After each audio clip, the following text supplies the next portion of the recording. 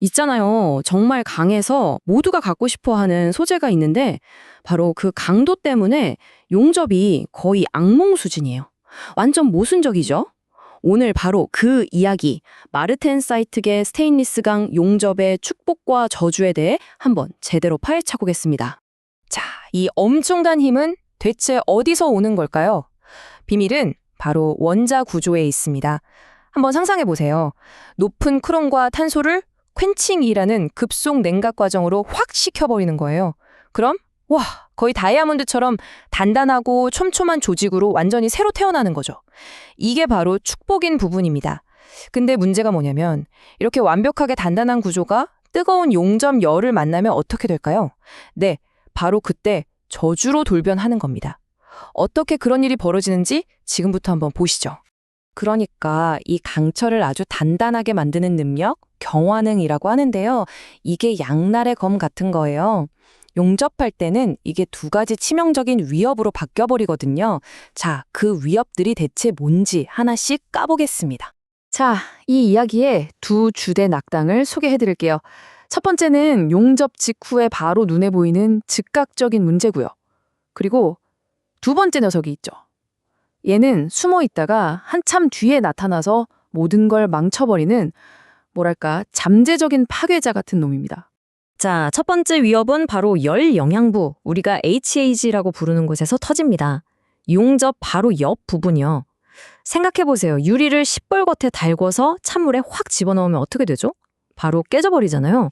기본적으로 여기서 똑같은 일이 일어나는 겁니다. 이 부분이 공기 중에서 너무너무 빨리 식어버리면서 강인한 강철이 아니라 유리처럼 바삭바삭하게 변해버려요. 엄청 단단하긴 한데 아주 작은 힘만 가해줘도 그냥 쩍 하고 갈라져 버리는 거죠. 이제 두 번째 위협인데요. 이건 훨씬 더 교활합니다. 용접할 때 아주 작은 수소 원자들이 강철 속으로 슬쩍 스며들어요. 그리고는 그냥 숨어 있는 겁니다. 그러다가 몇 시간, 심지어 며칠이 지나면 이 녀석들이 서서히 약한 곳으로 모여들기 시작해요. 강철을 내부에서부터 쪼먹는 거죠. 그러다 어느 순간 펑! 예고도 없이 치명적인 균열이 터져 나오는 겁니다. 이건 말 그대로 시한폭탄이에요. 자, 그럼 이 교활한 적들을 어떻게 막아내야 할까요?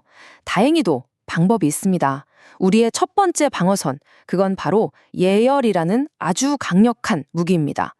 이 그래프 한번 보세요.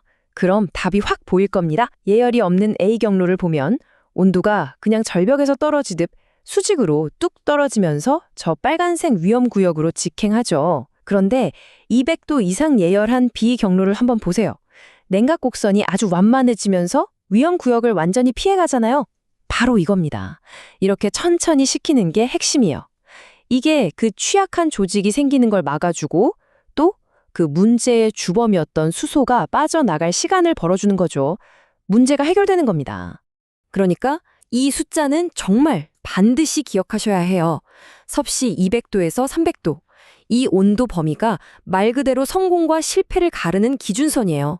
이보다 낮다? 그럼 깨질 위험이 있는 거고 이보다 높다? 그럼 아예 재료 특성이 변해버릴 수 있어요.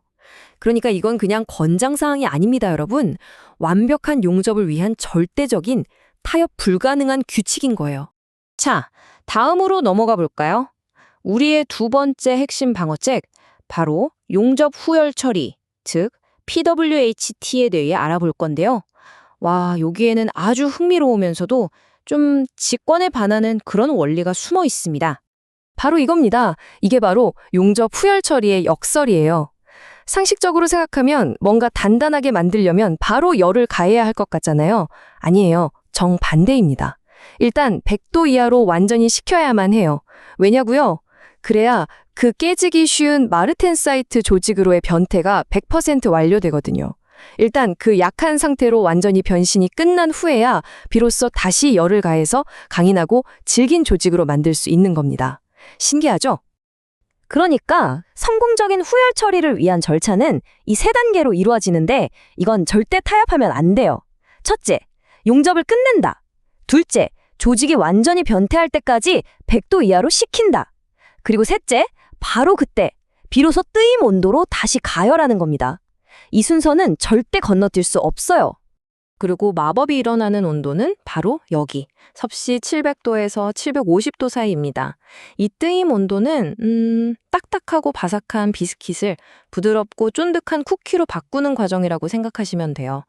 깨지기 쉬운 마르텐사이트 조직을 강인하고 유연한 조직으로 바꿔주거든요. 그리고 동시에 용접 때문에 내부에 쌓였던 모든 스트레스까지 싹 풀어주는 역할도 하고요.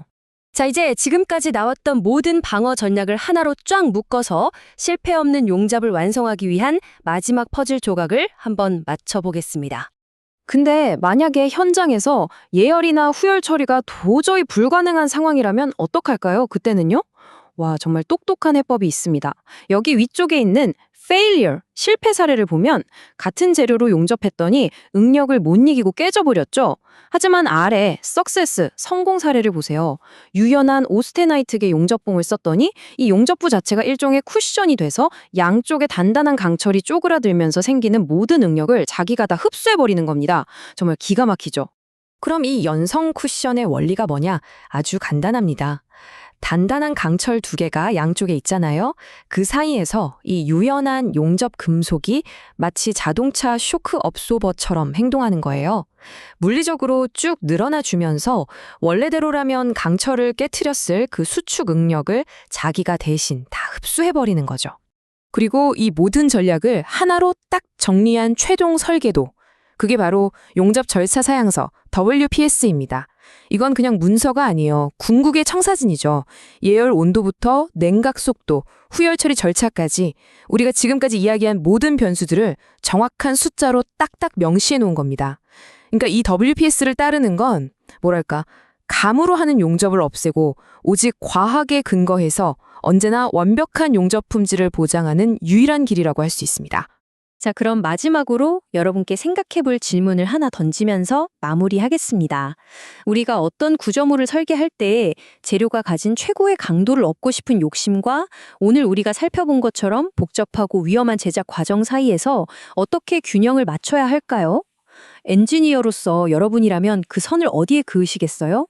바로 이 지점이 재료 과학과 실제 엔지니어링이 만나는 아주 흥미로운 지점이라고 할 수 있겠습니다.